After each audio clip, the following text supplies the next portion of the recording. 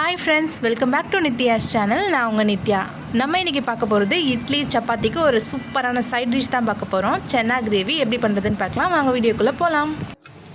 ஒரு பேனில் 5 spoon oil add பண்ணிக்கலாம். அது நல்லா ஹீட் ஆனதும் பிரியாணி இலை, பட்டை, கிராம்பு, கொஞ்சமாக சோம்பு இதெல்லாம் ஆட் பண்ணிக்கலாம். நான் 2 வெங்காயம் எடுத்து நல்லா பேஸ்ட்டாக அரைச்சி எடுத்து வச்சுருக்கேன். அந்த ஆனியனை இது கூட ஆட் பண்ணிக்கலாம்.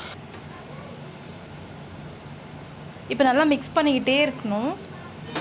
ஆனியனை இந்த மாதிரி நல்லா பேஸ்ட்டு மாதிரி நம்ம அரைச்சி ஆட் பண்ணும்போது கிரேவி நம்மளுக்கு நல்லா திக்காக கிடைக்கும்.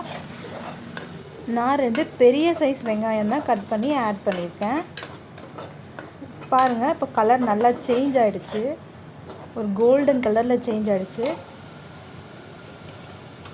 இந்த ஸ்டேஜில் நம்ம இஞ்சி பூண்டு பேஸ்ட் அரைச்சி வச்சுருக்கோம், அதை ஆட் பண்ணிக்கலாம். ஒரு 2 ஸ்பூன் இஞ்சி பூண்டு பேஸ்ட்டை ஆட் பண்ணிக்கோங்க. நல்லா மிக்ஸ் பண்ணிக்கிட்டே இருங்க. இந்த இஞ்சி பூண்டோட பச்சை ஸ்மெல் போகிற வரைக்கும் நம்ம நல்லா மிக்ஸ் பண்ணிக்கலாம். இஞ்சி பூண்டு பேஸ்ட்டு ஆனியன் கூட நல்லா மிக்ஸ் ஆகி ஒரு சூப்பரான ஃப்ளேவர் வரும். பேனில் ஒட்ட ஆரம்பிக்கும். இந்த ஸ்டேஜில் நம்ம தக்காளியை ஆட் பண்ணிக்கலாம். தக்காளியை நல்லா கிரைண்ட் பண்ணி நான் எடுத்து வச்சுருக்கேன். 2 பெரிய தக்காளியை நான் ஆட் பண்ணுறேன்.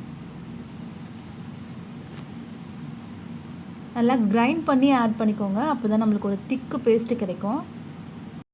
நல்லா மிக்ஸ் பண்ணி விட்டுக்கோங்க. தக்காளி நல்லா மிக்ஸ் பண்ணிவிட்டு அதுக்கப்புறம் நல்லா வதங்கினதுக்கப்புறமா இது கூட நம்ம மிளகாத்தூள் ஆட் பண்ண போகிறோம். நான் 2 ஸ்பூன் மிளகாத்தூள் ஆட் பண்ணுறேன். குழம்பு மிளகாத்தூள் 2 ஸ்பூன் ஆட் பண்ணியிருக்கேன். 1 ஸ்பூன் கரம் மசாலா ஆட் பண்ணியிருக்கேன். 1 ஸ்பூன் சென்னா மசாலா ஆட் பண்ணியிருக்கேன்.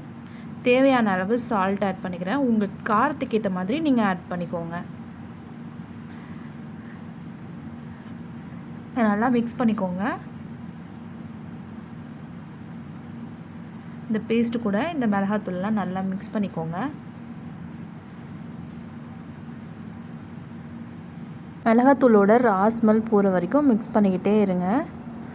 பாருங்கள், கலர் நல்லா சேஞ்ச் ஆகி நம்மளுக்கு இந்த மாதிரி ஒரு ஸ்டேஜ் வந்ததுக்கப்புறம் வேக வச்ச சென்னாவை ஆட் பண்ணிக்கலாம். அந்த தண்ணியோட அப்படியே ஆட் பண்ணிக்கோங்க. நான் 4 hours ஊற வச்சு வேக வச்சு எடுத்து வச்சுருக்கேன். அந்த தண்ணியோடு ஆட் பண்ணும்போது தான் டேஸ்ட்டு நல்லாயிருக்கும். கிரேவி ஒரு ரிச் டேஸ்ட்டு வர்றதுக்காக ஒரு சின்ன ஜாரில் ஒரு 10 முந்திரி ஆட் பண்ணிக்கோங்க. வேக வச்ச சென்னா கொஞ்சம் ஆட் பண்ணிக்கோங்க. இது நல்லா கிரைண்ட் பண்ணி இது கூட மிக்ஸ் பண்ணிக்கோங்க.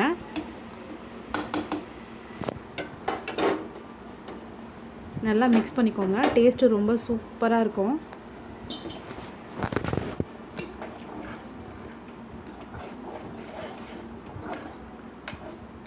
டேஸ்ட் பண்ணி பாருங்கள்.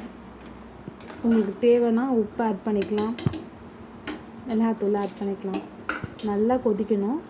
நல்லா கொதித்து வந்ததுக்கப்புறமா இந்த மாதிரி திக்காக வந்ததுக்கப்புறமா நம்ம ஆஃப் பண்ணி கொத்தமல்லி போட்டுக்கலாம். இப்போ ஒரு ரிச் டேஸ்டியான ஒரு சென்னா கிரேவி நம்மளுக்கு ரெடி. இந்த கிரேவி இட்லிக்கு, சப்பாத்திக்கு, தோசைக்கெலாம் ரொம்ப டேஸ்டியாக இருக்கும். நான் இன்றைக்கி இட்லி கூட சர்வ் பண்ண போகிறேன்.